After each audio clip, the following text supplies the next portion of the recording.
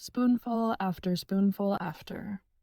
An autoethnographic exploration of trans corporeality by Katie O'Brien. That's me.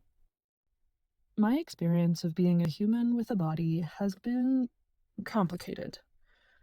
I am someone with lots of privilege. I'm a white settler who grew up middle class. I'm university educated, and so are both my parents.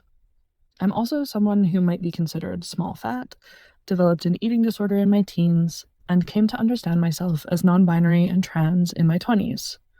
I've often wondered about the interactions between these specific parts of my experience.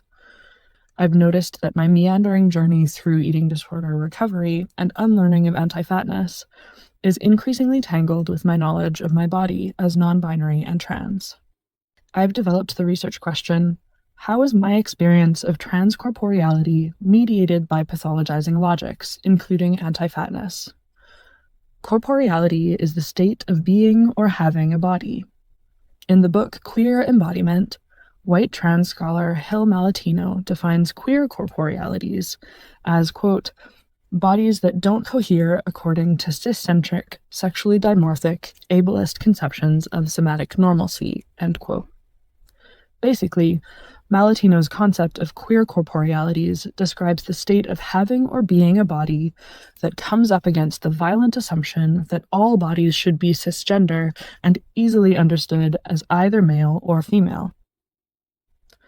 Malatino focuses mainly on intersex bodies in this particular book, but I'm not, as far as I know, intersex. I'm interested in exploring the ways I understand my own corporeality in a pathologizing anti-fat world. This is why I'm specifically using the term trans corporeality in my research question. Queer and trans decolonial feminism, as well as disability justice, have framed my thinking for this project. Today, I'll talk to you about decolonial feminism. In order to understand decoloniality, let's start with its inverse, coloniality. As Puerto Rican philosopher Nelson Maldonado Torres explains, quote, coloniality is different from colonialism, end quote, though the two are related. Colonialism refers to a political and economic structure where one nation exerts control over another. Coloniality describes the legacy of colonialism that, quote, normalizes settler ideologies, including notions of what is superior, inferior, good, bad, and normal, abnormal, to the point that they seem natural and unnoticeable, end quote. Peruvian sociologist Anibal Quijano argued that coloniality hinges upon the constructions of race and capitalism. Queer Argentine philosopher and activist Maria Lugones called the combined force of racialized capitalist and gender oppression, quote, the coloniality of gender, end quote.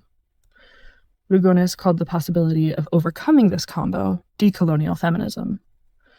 French anti-racist political scientist Françoise Vergès argues that there is no one decolonial feminism, but many decolonial feminisms that each, quote, refuse to divide race, sexuality, and class into mutually exclusive categories, end quote. Learning about this framework really broke open my understanding of gender, both as a system and more personally. Until then, I thought my gender could be understood on its own terms. After learning about the coloniality of gender, I realized that my gender is inextricably mixed up in my whiteness and my middle classness. In Lugones' last published paper before her death, she critiqued the urge to translate words that are culturally specific and untranslatable into colonial languages. Instead, Lugones argued, quote, I want to stay in the uncertainty of not having a name for what I want to point to reject the sense that I know what it is that I cannot name, and to avoid singling something out by pointing, instead of seeking a larger web of meaning, end quote. This idea of the untranslatable rings true for my work. I don't think there's a simple answer to the research question I'm asking.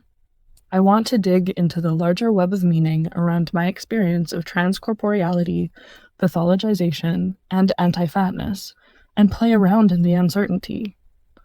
With Lugones and other decolonial feminist scholars as my guides, I'm excited to move into the data collection phase of my research soon. I'll be doing an autoethnographic study, mapping out stories in my life and analyzing them through a decolonial feminist and disability justice lens in order to understand the trans experience more broadly.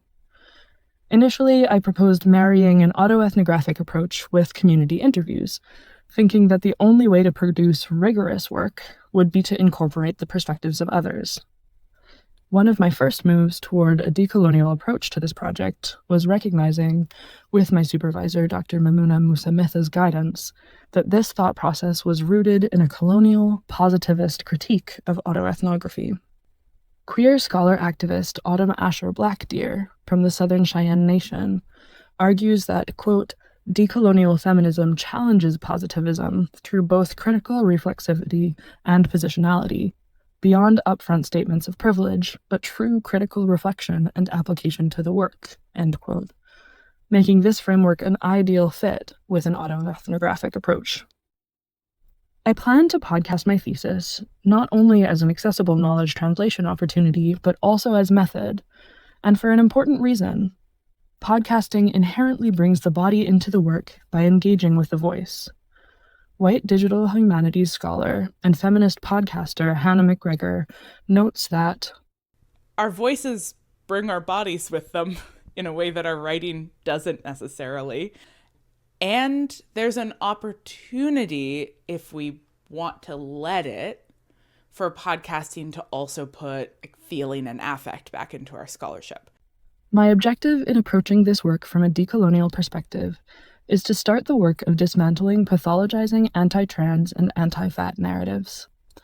My hope is that this research will open up conversations about what trans healthcare and community care can look like. Eventually, I would love to see this work leading to increased care access for trans and non-binary communities, particularly fat, trans, and non-binary folks with complicated relationships with food and eating.